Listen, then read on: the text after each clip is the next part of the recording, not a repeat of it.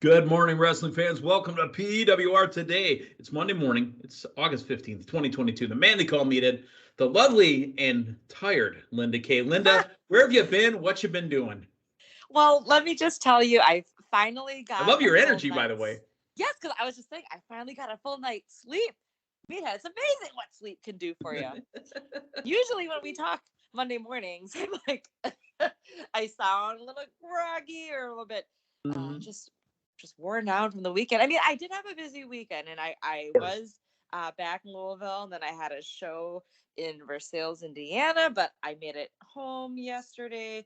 Got a full days of rest, and here we are Monday morning, and I'm just chipper as ever. That's that's absolutely fantastic. Now, outside the wrestling world, and we always have our little pre-call stuff. This never came up.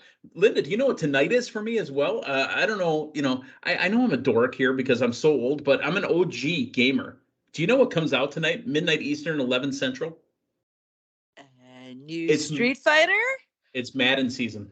Ah, NFL Madden 23 tonight available if you pre-ordered. If you got EA Pass, the game pops off tonight. hey, that is huge in the gaming world. I mean, I once upon a time played a few games. I do, recall the importance and the excitement of Madden coming out. Just hope that curse doesn't happen for who's on the cover this year. John Madden, he passed away. Oh, okay, never mind. So it's the original. That curse has pretty much been busted the last couple of years, and Okay. because John passed over the holidays, it's the Madden season. Oh, okay. Well, that's good. And definitely something exciting in the gaming world. Football preseason, it's Well, I already mean, I know there played. was games. I didn't think the game counted yet because they didn't win, so that game doesn't count. Oh yeah, but just it's sniffing around like it's Yeah, football and season. It's baseball also season's over, right? I mean, that thing's done. I was gonna say the fall weather came through the Midwest and the Ohio Valley, but I digress. Yeah. But you know Hey, what? speaking of fall weather, and speaking Yeah. of getting a little bit cooler, I know we like to wear some clothing around here. You do, I do, Matthew does. We all do here at PWR Today. Who's their sponsor? That would be the wonderful, tremendous Collar and Elbow. As always, check out the latest and greatest in wrestling street fashions by going to collarandelbowbrand.com. And to save a little extra cash, it's not too early to think about the holidays because it sure That's feels like right. it in Wisconsin that it's a little brisk weather-wise. Could not go Uh, swimming yesterday. It was way too cold. yes. Well, to save a little extra cash, you can always use promo code Linda K. That's LINDAKAY. All right. A couple of news bits that we want to get to before we kind of break into the weekend's wrestling. And by weekend wrestling, we're going to hear about Linda and OVW and what happened there and everything else that's coming up this week. But first, Impact had their tapings, and I don't want to spoil anything, but the Bound for Glory main event is set. They had a couple of shows up in the Chicagoland area. I heard they did really good business. I know our good, dear, close personal friend, the Popcorn Knight, David Hero, in attendance as well. Yeah, if I wasn't on the road myself, I definitely would have been in attendance as well. Cicero Stadium.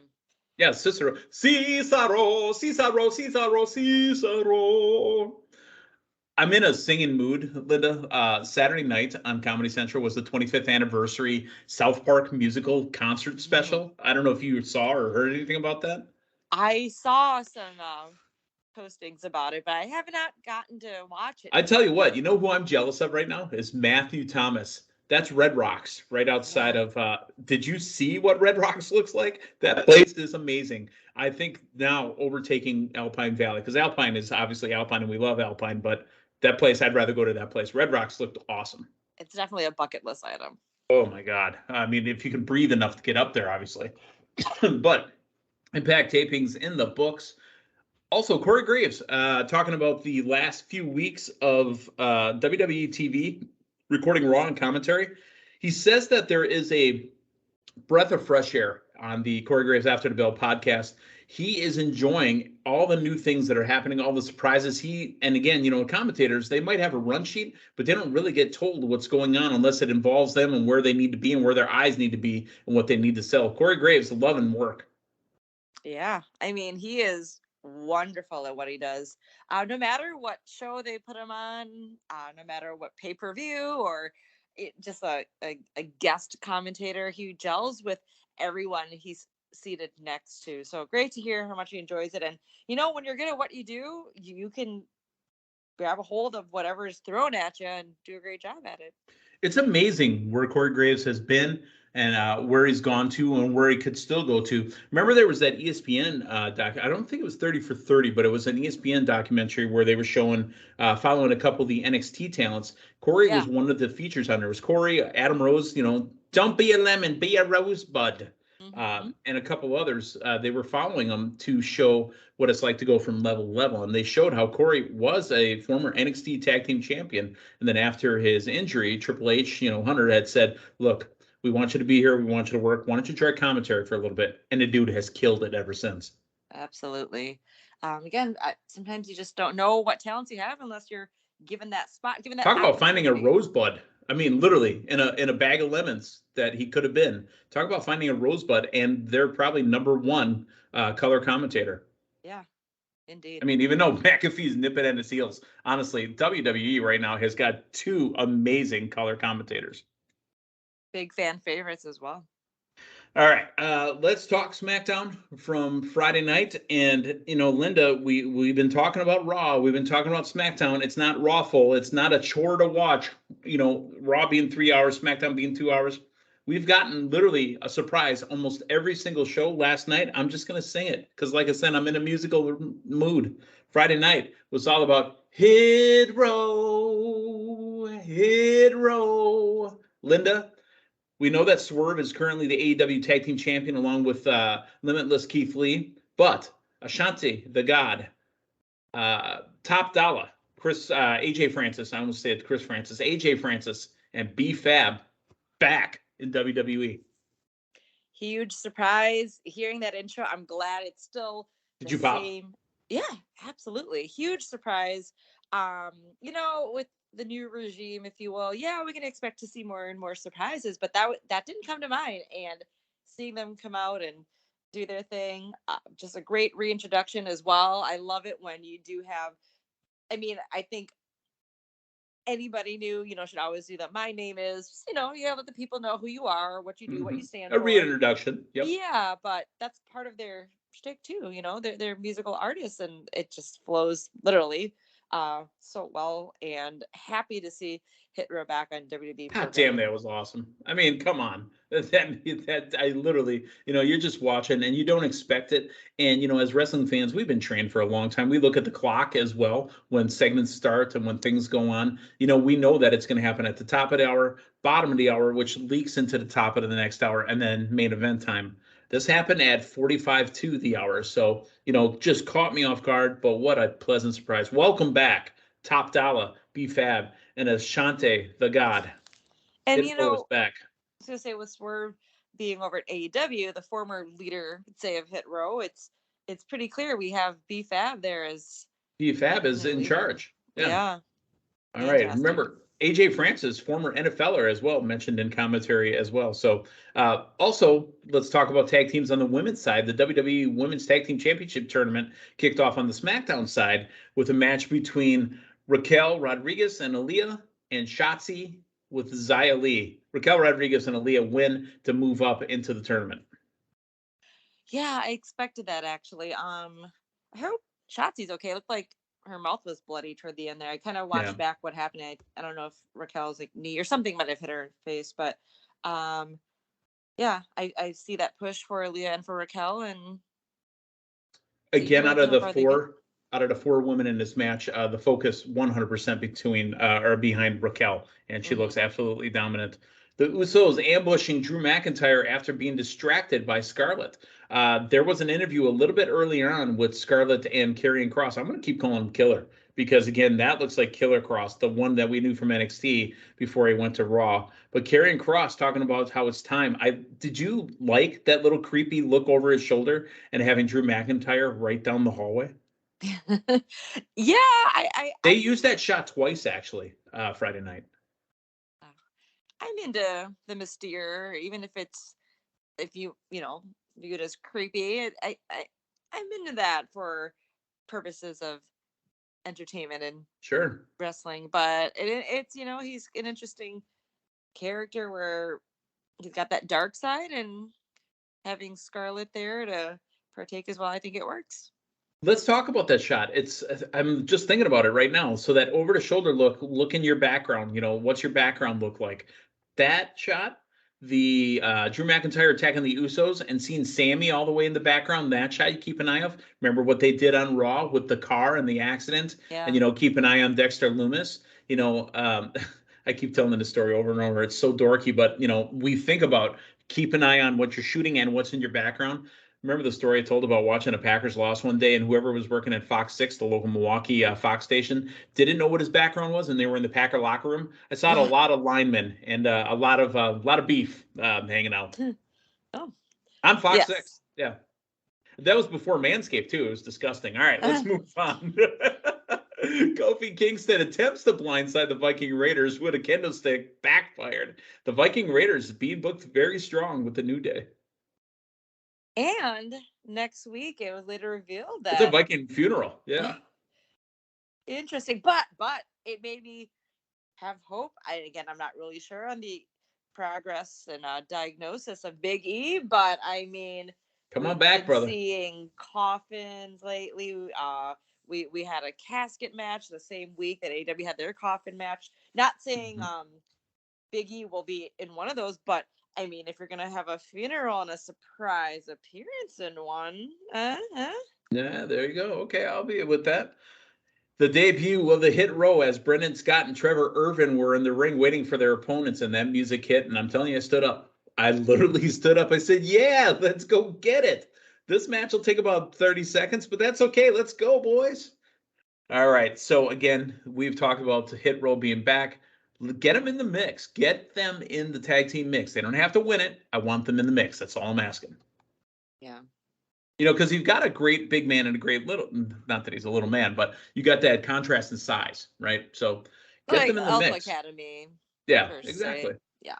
Hey, who's got a new look going? And, the outfit that she's wearing, it's no more of that leather jacket. Ronda Rousey invaded the contract signing between Liv Morgan and Shayna Baszler.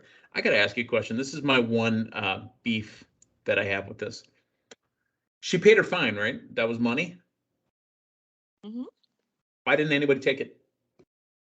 I would have took it. I mean, seriously, how come the fans didn't storm the ring? I mean, it's just, I'm all about suspended disbelief, but I thought it was kind of silly. More for visuals. I'm sure I know. if anything, she took care of it in the back. And I understand. It's just a little corny beef. That's all I have. I was going to say, I did definitely notice her attire, and I loved that it too. Yeah. She looked like a fighter. She looked pissed off is what she did. So and a bit of attitude. Yes. And here's the best thing about it. In a different way. Yep. And here's the best thing about it. Let's hope that attitude rubs right into Shayna Baszler and makes her a little bit more of a badass too.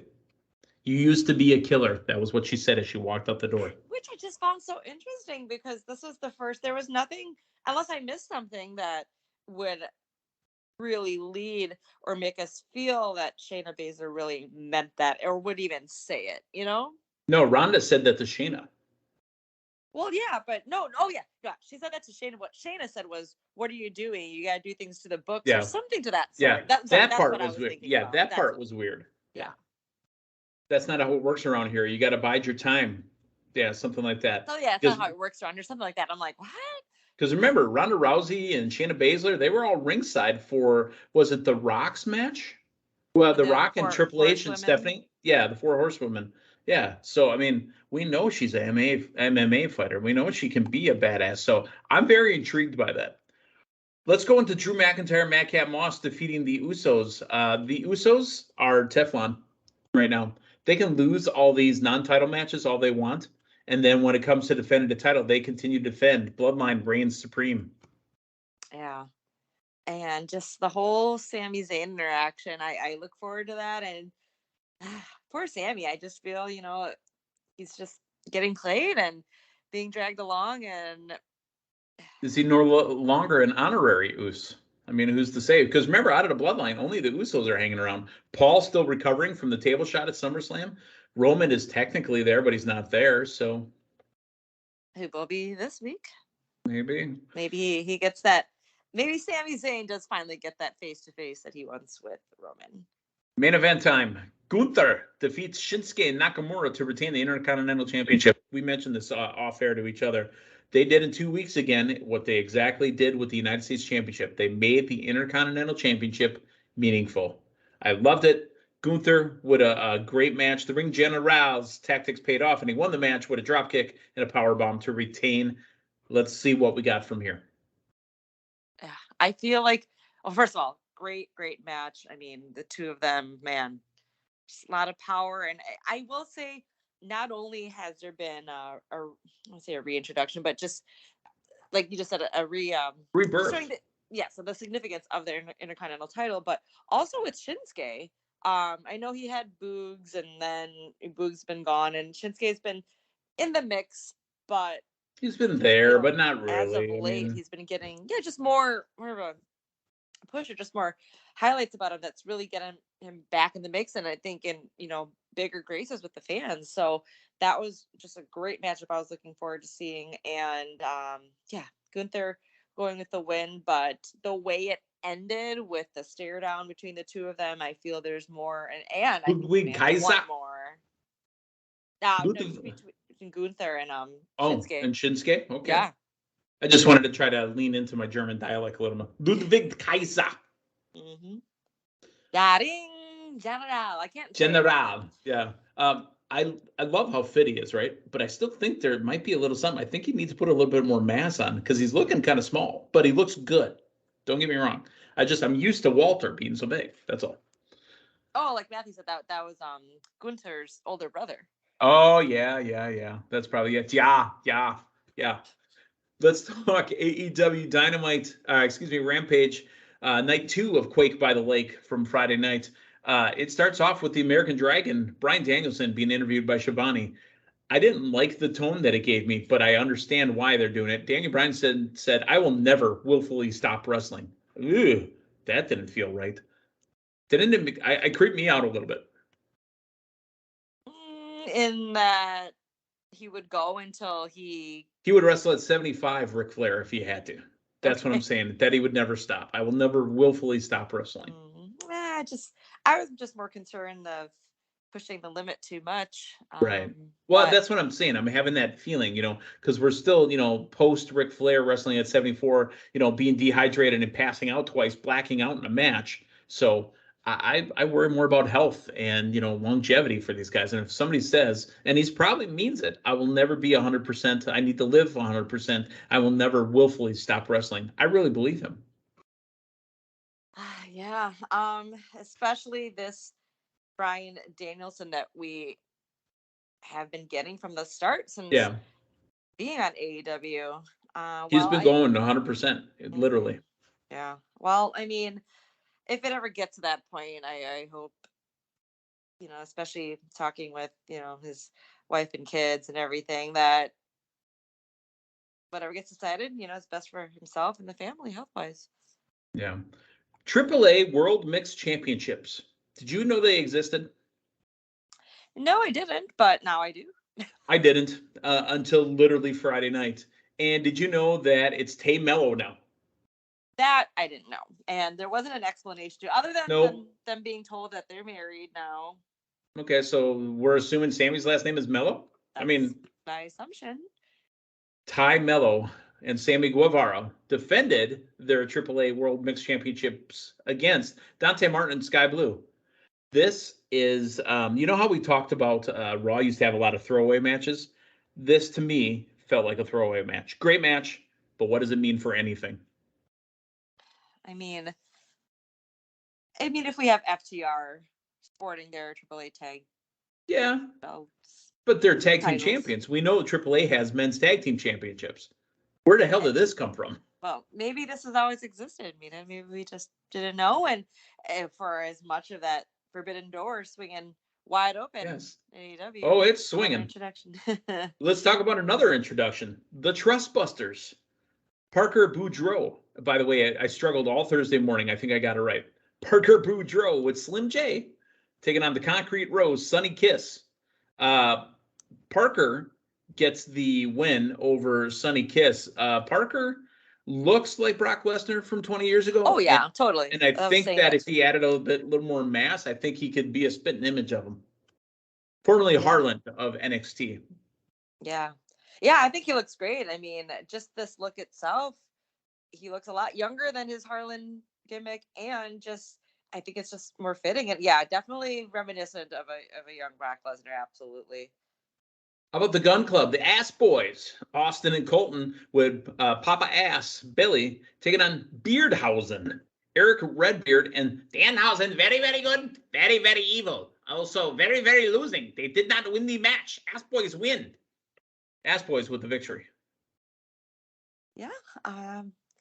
Well, I want to talk about what Billy, or they like. I didn't even notice when they came out. They're like accompanied by their father. And then probably, honestly, that could be a rib going on in the company because he just hates being called the old man like that. I'd be willing to bet accompanied by their older father. Yeah, but that could be a running rib. Too. Yeah. Post match, Billy gets in a ring and says the Gun Club have to toughen up. He said next week they have another match in Dynamite, and maybe you'll prove yourselves then. Really? Yeah. Didn't they just win? So, I mean, Austin used the famouser, and pinned Danhausen. So, yeah. Lexi Nair interviews the tag team champions, Swerve and Our Glory, Keith Lee and Swerve Strickland. I don't think it was planned this way because remember, this was taped on Wednesday. Maybe he knew that his boys are debuting on Friday, but happy to see Keith Lee with Swerve Strickland, obviously, Hit Row debuting. But it's funny. They kept clowning on Private Party. You know what? We'll give you a chance because you're not even in the top 5 and none of the top 5 want us. So, yeah, you can have your match. Yeah, I love Swerve and Their Glory, and just kind of, I think this is a nice way where we've got some ideas of some other feuds that could be ahead of. I love Swerve and Their Glory too because they're a member of the team they call Meatheads. Well, that as well. So let me ask you a question. Did you know who the reality Zach Clayton was? No, I did not. And no clue. He mentioned a reality show. I wish he mentioned which one, because he's part of the Jersey Shore. Really? Yeah, he's one of the new Jersey Shores, like Jersey Shore McDonald's or something, or Jersey Shore Chick-fil-A or whatever it is, where they film him working at a fast food restaurant. My MTV is the music video era. I really didn't watch as much of the shows. I didn't watch that nonsense. So I didn't realize, but from what I understand though, he did have some dark matches that he has had with. He's a wrestler. He looks like a wrestler. Yeah. Okay. There's no doubt he's a wrestler. Can I sidetrack real quick? Sure. There is stories and pictures going around. Did you know The Miz was at Woodstock 99? No, but look that up, folks. Go to Google. Apparently, in one of these Woodstock 99 documentaries about the debauchery that happened. My sister was talking about that. Yeah. It's The Miz on one of the videos there before he was even on The Real World. Interesting. Go check that out. All right. The reason I bring this up is, again, the reality, Zach Clayton. We're booking matches now a week in advance for Rampage. They've got so much talent in the locker room. They're booking the B show, the second show. Not that Rampage should be a B show, but I mean, let's be honest. It's Dynamite, then Rampage. Hook is now defending. It's an open challenge against anybody. So apparently, Hook's taking on Zach, the reality Clayton. Yeah. What am I supposed to do with this? Is I guess what I'm wondering. I mean, typically, yes, you would like a build up to it, but if it is an open challenge, I mean, it's an open challenge. But I feel like if it's an open challenge, it could have just been done the night of, right? Or I'm challenging Hook right now to a match in June next year at the only Dynamite we get all year long. So how about that? I'll see you in Milwaukee, Hook. All right. The main event time. Freshly squeezed Orange Cassidy, along with the best friends, took on Ari Daivari with the Truthbusters. See, that's going to be a tough one. Truthbusters, Slim J and Parker Boudreaux. Orange gets the win, as Orange always does. Now, he's getting beat down by Slim J, right? And here comes the best friend. They're tossed over the top rope. Sonny comes out and stands next to Orange, and then low blows Orange, and then turns over to the Truthbusters. Is Sonny Kiss part of the Truthbusters? Sure appears that way. I wonder what happened after their match that made Sonny just change, and now being a part of someone that just gave Sonny a beatdown. Like I think we're gonna find that out. this week on AEW television. I do like that Ari Daivari, because we know who Ari Daivari is, formerly of NXT as well, I believe. Mm-hmm. Ari Daivari, his older brother, also from Minneapolis. I think we know who he is. Isn't that the same relation? Aren't they family members, or are they cousins? Sean, correct. I'm not sure their relation, but their But relation. I loved how he said, you know what?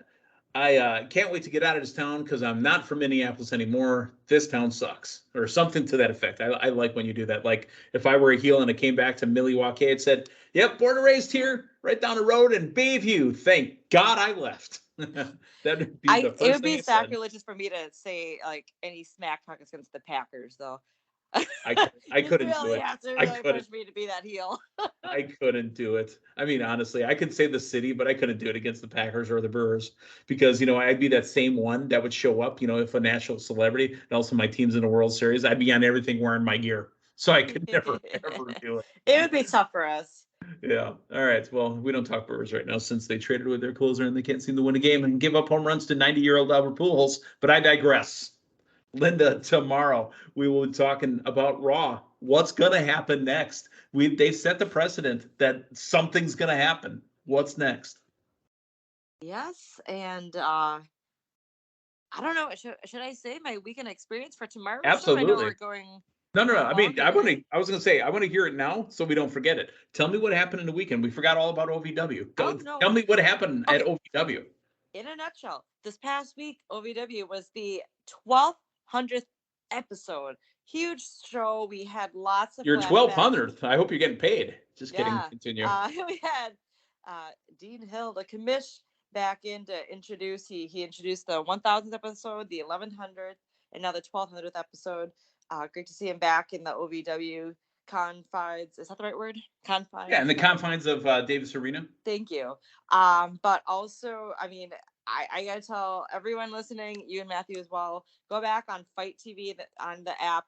You can catch any replay of any prior episode of OVW on there and just check it out. I mean, we had one of our wonderful floor director producers, AJ McKay, put together flashbacks with an OVW. We've got footage of Cena, Batista, Cody, The Miz. Yeah, I thought I saw something with Prototype and Leviathan. Yeah, exactly. Just those flashbacks were amazing, as well as just what we had going on. And again, go take a peek and watch it. But I will say we had a turn between pals and tag team partners. We had Jesse Goddard's busting James Storm's beer bottle onto Tony Gunn's head. What? Yeah, because Tony Gunn and James Storm had a match, right?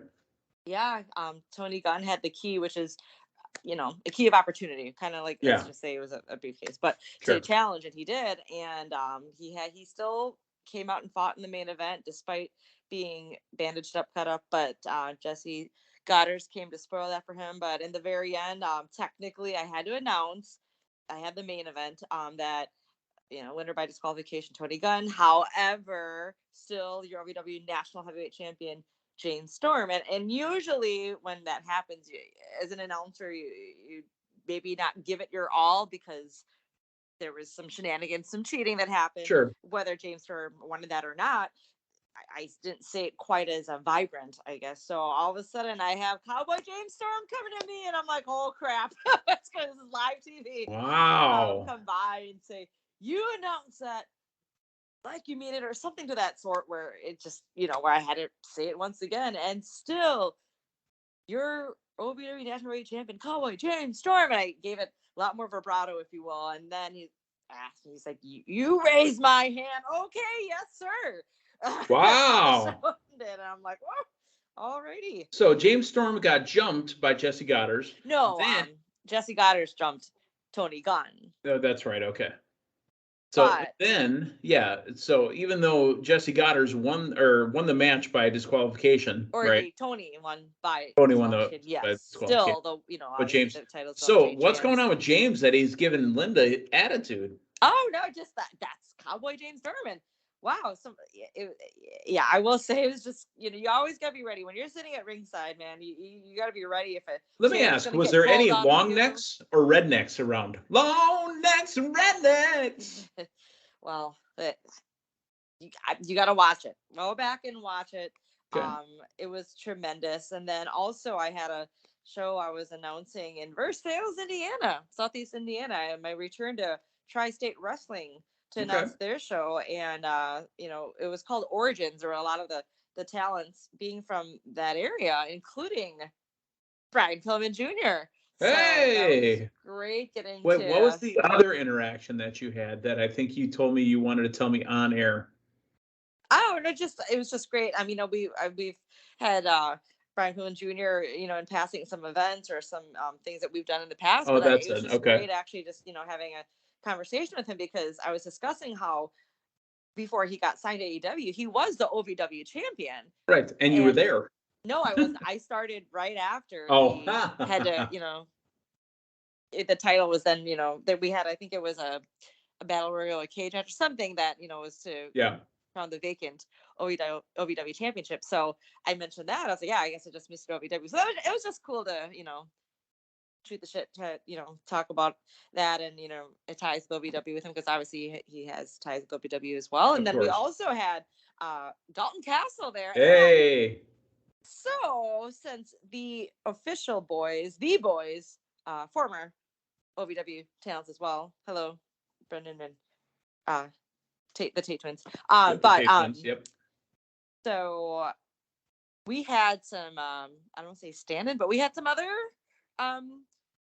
valets to the ring. Matthew Thomas and who else? No, I'm not sure, but per Dalton Castle, they were I'll just say it, and his opponent being accompanied by the baby chickens. What? Because Dalton Castle is the peacock of professional wrestling. Okay. So there we go. Baby chickens. Yeah. Gotcha. Accompanied by the baby chickens. Okay. Well, I mean, so that was fun. Was there? Did they leave any nuggets on the ring? No. They were definitely in full attire. Oh, so there was no clucking around. I gotcha. Yeah. But no, great show. Thank you, Logan, who runs TSW. They're great, doing some great things down there in the tri-state area. So thank you for having me there as well. And but yeah, here I am back in Wisconsin, in the Milwaukee, and happy to take a breather this week, and I'll be home all week. You got no more time to breathe, because I got one more thing. What is going on this Saturday? Do we have it? When is that? When is coming up this Saturday? Thank you. And it is also I can talk about this, Meathead. Guess who's going to be in a match this Saturday at a show that GLCW is running in partnership with with the dot-coms there in Oconomowoc, Wisconsin. It's going to be Oconomowoc, at the baseball field. Yep. All right. Oconomowoc, everyone. It's about an hour west of downtown Milwaukee there. Yeah, I'd say about an hour. Yeah. Yeah, I'm going to be in a match. More info to come for that, but obviously the guest, I mean, he's still everywhere in the news. The Nature Boy, Ric Flair. So if you haven't gotten profiling. Yes, it's this Saturday, August 20th, Oconomowoc, Wisconsin. Go to Great Lakes Championship Wrestling socials, and the Dock Hounds. That's the team, the baseball team there in Oconomowoc. They're going to be obviously bringing a Ric Flair in as the special guest, but there are special meet and greet packages. Check that out again, GLCW socials, and it's a 4 p.m. bell time, because we're on at 4 p.m. sharp, and then followed by a baseball game by the Dock Hounds as well. So a little breather this week, but I won't be on the road. At least you're working a local show. There you go. Yeah. But yeah, everybody, thank you for that reminder. Huge Not a problem. Weekend show for that. Perfect. We've got more stuff coming up tomorrow morning. Again, Raw. I mean, we don't know what's next. We know what's next for Linda. We know what's next for PWR Today. We'll talk to you tomorrow morning. So long, everyone.